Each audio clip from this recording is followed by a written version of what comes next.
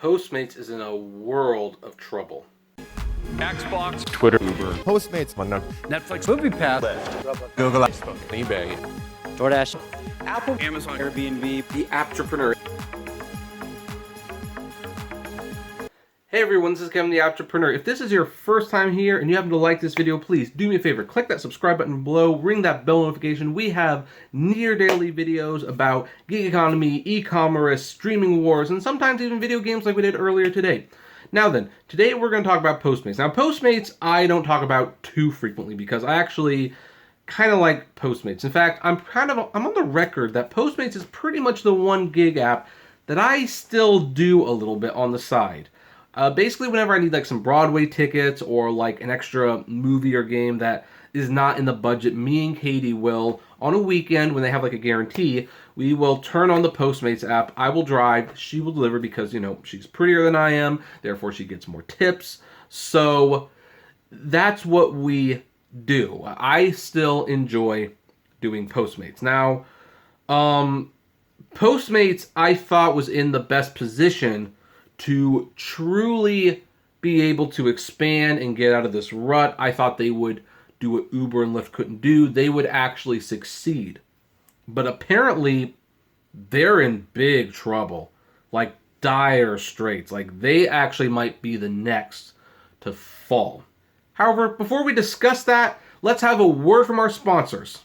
And today's sponsor is gigworker.com. Gigworker.com is one of the leading gig economy information sites out there, and they need your help. Gigworker.com prides itself on not only providing great information for people who want to get into the gig economy, they are also one of the premier sources of driver satisfaction surveys for the media. Their survey results have been featured in articles for The Verge, the New York Times, and other big publications, and they could use your help in taking their 2019 driver survey. And they need to get a fast response, so if you can fill it out today, they'll send you $5 to your PayPal account for taking a 3-minute survey. It's so easy that even I can do it. Just click on the link below in the description, fill it out, share a screenshot of your last week's earnings from the Uber app, and collect the money. Please be aware that you need a valid PayPal account to get paid. Check out the link below to make $5 quick. Gigworker.com for all your gigs. And I just want to reiterate, folks, please take the survey. Get your $5. It literally takes less than 3 minutes. You will get $5. Pretty easy. So anyway, let's look at this article right here. Postmates cuts dozens of jobs and shuts Mexico City office after investors turn on cash-burning businesses. Investors are starting to get wise and realizing that gig economy, these app-based companies, hey, they might not be that much of a secure investment. I mean, we saw Uber and Lyft completely underperform, lose half of their value. They were supposed to launch in the billions of dollars, like over $100 billion value, did not happen. They launched at like a $60 or a $70 billion value, and they've only dropped since then. Maybe they even opened a little lower than that. I forgot exactly what the number was, but it was pretty bad, and it's still bad. And then, of course, there was that whole WeWork fiasco, which, still talking about that, by the way. But yeah, let's look at what's going on with Postmates. So, Postmates, the food delivery startup that competes with Uber, DoorDash, and Grubhub, has laid off dozens of employees and closed its office in Mexico City, CNBC has learned. The company, which had planned to join the ranks of hot consumer IPOs this year, has been forced to reckon with a rapid change in the capital markets following the struggles of Uber and Lyft and near collapse of WeWork. And by the way, I don't think WeWork is going to be around it might survive this year, but just barely. Postmates began the layoffs this week, according to people familiar with the matter, who asked not to be named because they weren't authorized to speak on behalf of the company. In a statement to CNBC, a company spokesperson confirmed the closure of the Mexico City offices and said employees there were informed of the move earlier on Tuesday. The company acknowledged that there had been other job cuts without saying how many. Sources told CNBC the numbers were at least several dozen and included people in the San Francisco headquarters as well as in Los Angeles, Nashville, Tennessee, and other offices. Quote, "We made the difficult decision to end operations in Mexico City as we focus on our continued growth in the U.S., a Postmates representative said in an email. We continually review our businesses to ensure that staffing is aligned with current business needs and have made small adjustments as a result." Well, the small adjustments, I don't know what they hope to accomplish by the small adjustments, because one thing that they are looking for as well is a buyer. They are actually looking to be bought at this point. So here's the thing. Postmates is in talks to find a potential buyer, CNBC reported on Tuesday, citing a single unnamed source. The food delivery startup, which boasts around 1,300 employees, has laid off dozens of employees and decided to close its office in Mexico City. And yeah, so that a lot of that is going over. But let's see. The reports of the layoffs, office closures, and sales talks come after Postmates raised $225 million in September, valuing it at $2.4 billion. The startup filed confidential IPO paperwork in February, but delayed its plans to join the stock market after Uber and Lyft delivered disappointing debuts, and WeWork pulled the plug on its IPO in face of fierce investor backlash. Quote, we had a window earlier in the year, but after the somewhat lukewarm reception of tech companies, specifically after WeWork and their losses, I think we're ready to go when we feel that the market conditions are right, Postmates co-founder and CEO Bastian Lehman told CNBC last month. We have the time to figure out where we want to go. Yeah, but the problem is money keeps going out, and now they might be wanting to sell. Now, this might not be true because, again, it is one unnamed source, so, we got to take that with a little bit of grain of salt. But, yeah, it is verified that people are losing their jobs and offices are closing, and this is after another successful fundraise. And Uber and Lyft, by the way, are still struggling. Uber actually hit an all-time low on the stock market at $28.70.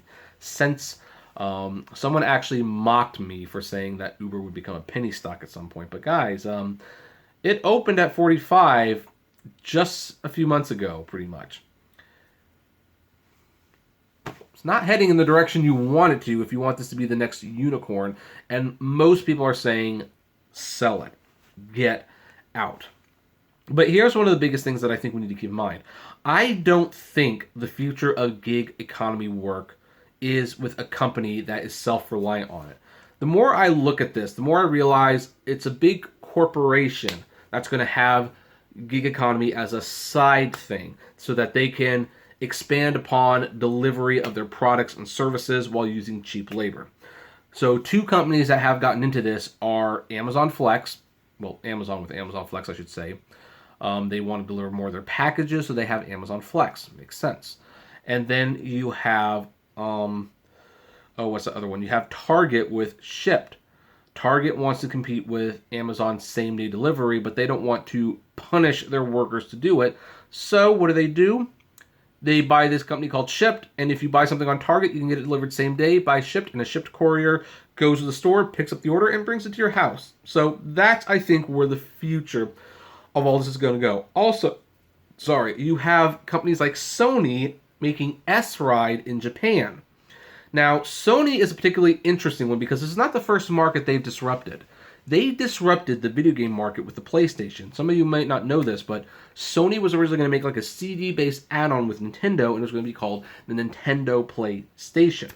And that did not work out because the contract actually favored Sony, and Nintendo did not want to give up the licensing to their games, which, by the way, even though they created a competitor, probably smart on their end that they keep the rights to those very valuable IPs. But anyway, Sony decided to make the Sony PlayStation their own console, and obviously they've kind of been the king for most of the last couple generations of video games. Now, they have in Japan launched S-Ride. I believe it's called S-Ride. And S-Ride is ride share, except it's through taxis. And I think this is where it's going to be, especially as more and more regulations come in about being employees and stuff. I think companies like Sony might actually be in the best position to create partnerships with the taxi drivers and people with black cars and private limousines. And if there are any losses, Sony makes enough money with movies and music and video games and electronics. Not the computers. I think they sold their computer division, but they have enough divisions that they can weather some of the losses. Uber, Lyft, Postmates, DoorDash, their main key service is rideshare or food delivery, and they lose money. And they're struggling. They are absolutely struggling, and they are drowning. I don't think these companies are long for this world.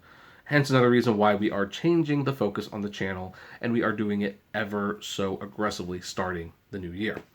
But that's where we're going to leave this one because, again, I actually would be disappointed because I actually still do Postmates.